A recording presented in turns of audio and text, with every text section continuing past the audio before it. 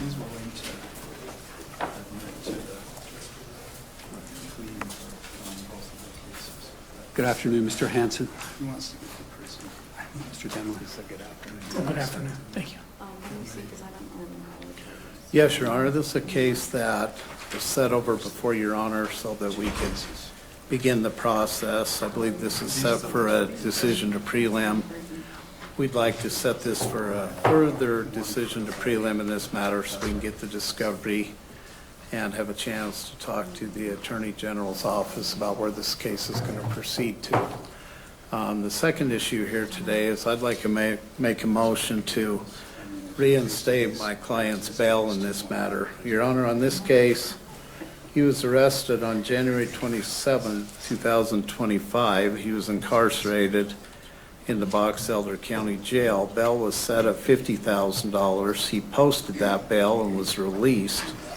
At that point in time, we feel that bail was appropriate.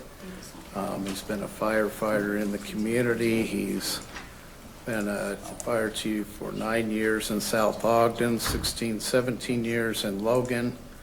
In Tremont for 1.5 years, and other than being a fire chief in Jackson Hole for 56 years, he's been employed here for 30-something years. He owns his own house.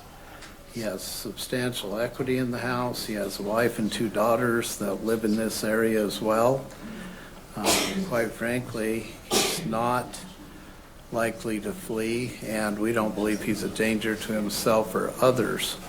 I think that can be proven by the fact that he was released on January 27th, did not abscond, did not have any other problems with his bail being posted until he was rearrested on March 10th, 2025. So we think not only was the jail or the bail that was set is appropriate in this matter, but we would ask that that be reinstated on this case and he be released on that bail. I'll submit that. Mr. Denler, I'm trying to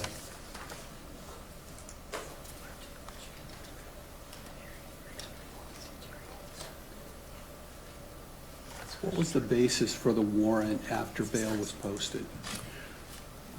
You would have to ask probably the Attorney General's office, maybe have a better information of what they were thinking at that time. Yes, Your Honor. Carl Holland, Assistant Attorney General on behalf of the state of Utah. The defendant was arrested in this case, as Mr. Demler stated, on January 27th and was released on bail.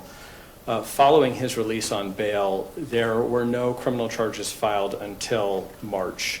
Those charges were filed by the Attorney General's office, and at that time, the Attorney General's office also filed an affidavit in support of an arrest warrant in lieu of a summons due to the highly disturbing and dangerous sexual behavior that they found the defendant to be involved in, and then that warrant was issued by a judge.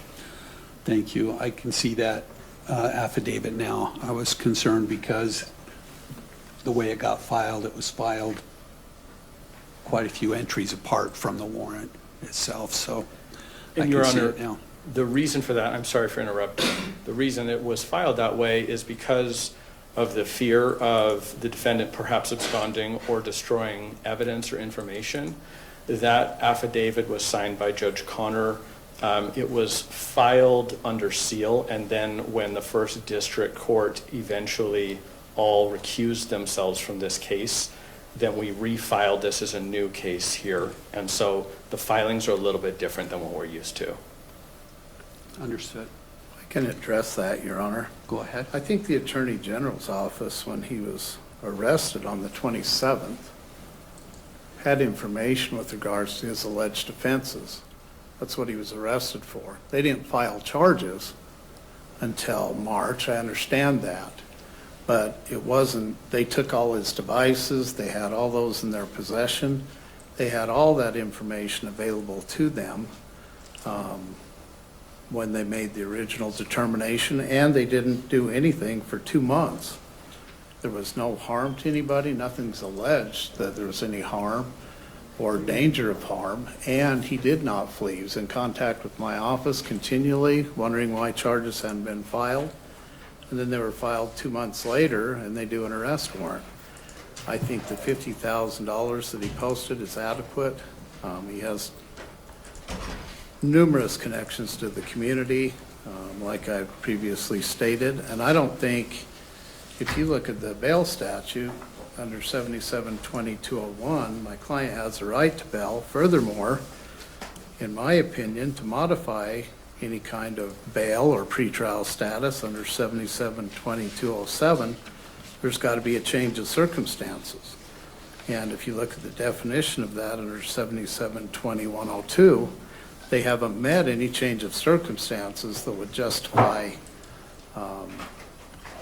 modifying the bail or changing the bail. They knew this information when they arrested him the first time. So I would assert that there's been no change of circumstances. The bail should be reinstated, and I'll submit it. Thank you.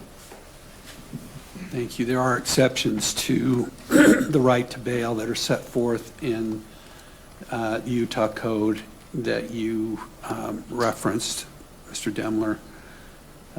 Mr. Hansen's been charged with 8 counts of aggravated sexual exploitation of a minor, all first-degree felonies.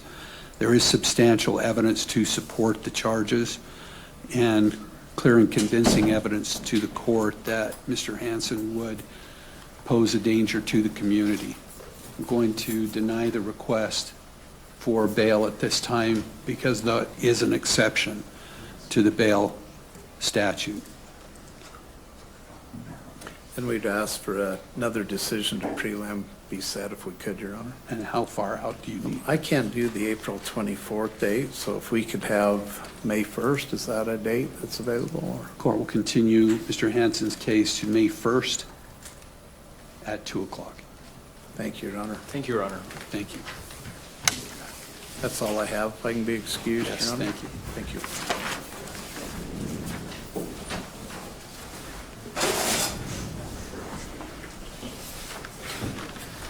You got a coat and cleaning bill, numbers